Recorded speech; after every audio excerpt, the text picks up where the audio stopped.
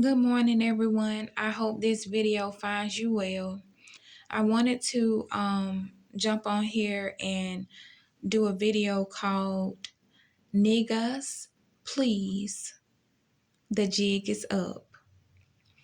And so I know that title may be a little pearl clutching, but I want to show you all how the actual word should be embraced. In the past, it was used as a sense of honor, like a badge of honor, and it became what the Bible called a byword or a slur. It became a stigma that our people did not want on them, but in the past we were known as this word, and it was a badge of honor. So also, it's spelled various ways. Because of the YouTube algorithms, I may spell it a little differently or say blank or something like that.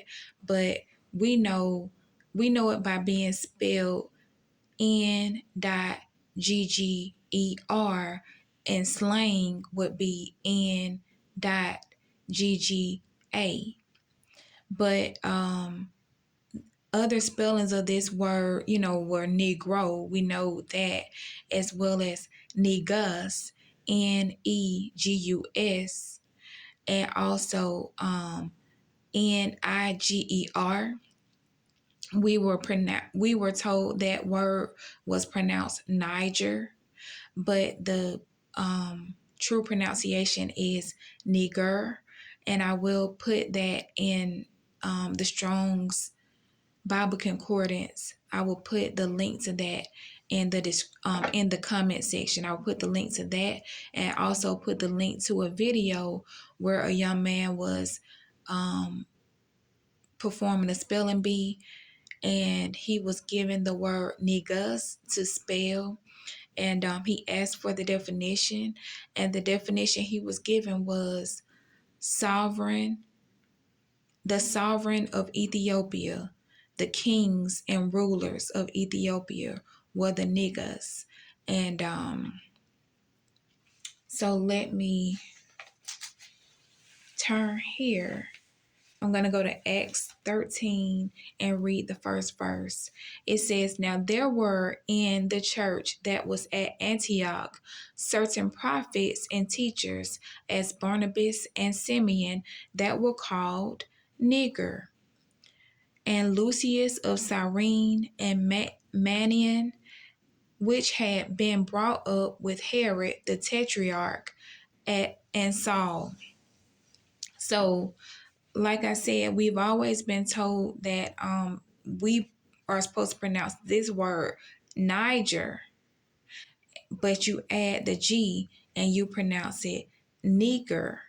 But once again, as I said, I will put the Hebrew word with the correct pronunciation in the description box, and you can hear that gentleman pronounce it correctly for yourselves. Okay, so that is one thing. And once again, remember, it says here the prophets and the teachers were called by this word. So and just a little backstory, if you do the research on it, there and it's on record. We are the same people that were enslaved in Spain as well. There's archaeological evidence showing our skulls comparison to current African American skulls and skulls that were in ancient Egypt. And Egyptologists and archaeologists back in 1843 were trying to find out who were the African Americans and comparing our skulls to different skulls of, Egypt and Libya and different places. And they did not find a match for the African American skull in Egypt as far as the culture or the people, but our skulls actually matched the skulls of the slave graves, the ancient slave graves that are over there. So, like I said, everything I say, you all can look it up and research it for yourself. I normally would try to put links or, tell you where the information comes from, but this information is available if you look for it or just Google it. It's not even really hard. Just Google it. Okay. Also, I'm going to read an excerpt from Psalm 83.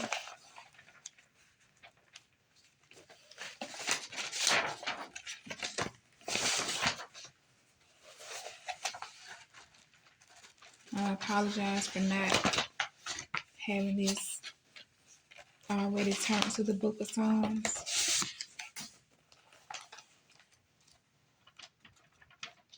All right.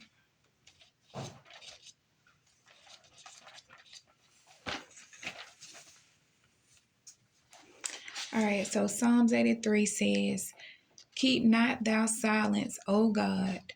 Hold not thy peace, and be not still, O God. For lo, thine enemies make a tumult. They that hate thee have lifted up the head. They have taken crafty counsel against thy people, and consulted against thy hidden ones. They have said, Come, and let us cut them off from being a nation, that the name of Israel will be no more in remembrance. They have consulted together with one consent. They are confederate against thee. The tabernacles of Edom, the Ishmaelites of Moab, the Hagarenes, Gabal, Ammon, Amalek, and the Philistines with the inhabitants of Tyre." So it says here that these nations conspired together to cut the people of Israel off from being a nation. And I find it interesting that we come to this country where we were once called colored. That's what we were given. We had no history prior to our enslavement here. We weren't told who we were prior, as if we did not exist prior. Then we were only given that we were melanated, that we had colored skin. That was it. And we were painted as savages. When we came here, we were a Hebrew speaking people. We spoke with the Hebrew tongue. And we lost our language. We lost our customs. We lost everything about us. If you research and look at some of the churches that were built, the first churches that were built in Savannah, Georgia, right off the ports of the slave ship ports, they have Hebrew writing. They have Hebrew engraved in the benches, and they were built by the slaves. And it's a lot of history if you just look for it. So, but also I find it interesting that now we're being called African Americans. We have two continents, two masses of land, Africa and America. We can't trace back. Chinese can trace their heritage and their culture back to China. Italians can trace back to Italy, but you have a people who don't know where they came from, just as Psalms 83 says, let us cut them off from being a nation, that they will be remembered no more. And also, you have the massive land there that is called the Middle East. That land was given a latitude and longitude, or a location, the Middle East, but it doesn't have the original names. And so and yeah, now people have moved into the land, and that's a whole nother story, because we know the 12 tribes of Israel were Reuben, Simeon, Levi, Judah, Manasseh, Issachar, Dan, Ephraim, you know, we and now you have these tribes are lost, aka lost, and no one knows who they are, who the people are, but you have people, the Ashkenaz Jews in the land claiming to be the people. And in Genesis 10, you can see that Ashkenaz were given, their descendants of Japheth, not Shem, and they were actually given Germany, Russia, the Ukraine, and Northern Europe is what was given to Japheth.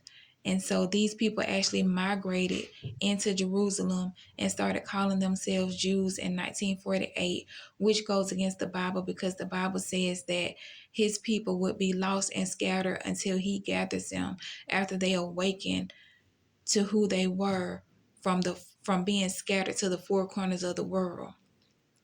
So another video will be coming to discuss the scattering by boat as prophesied in Deuteronomy 28 to the four corners of the world, and how they match only one group of people.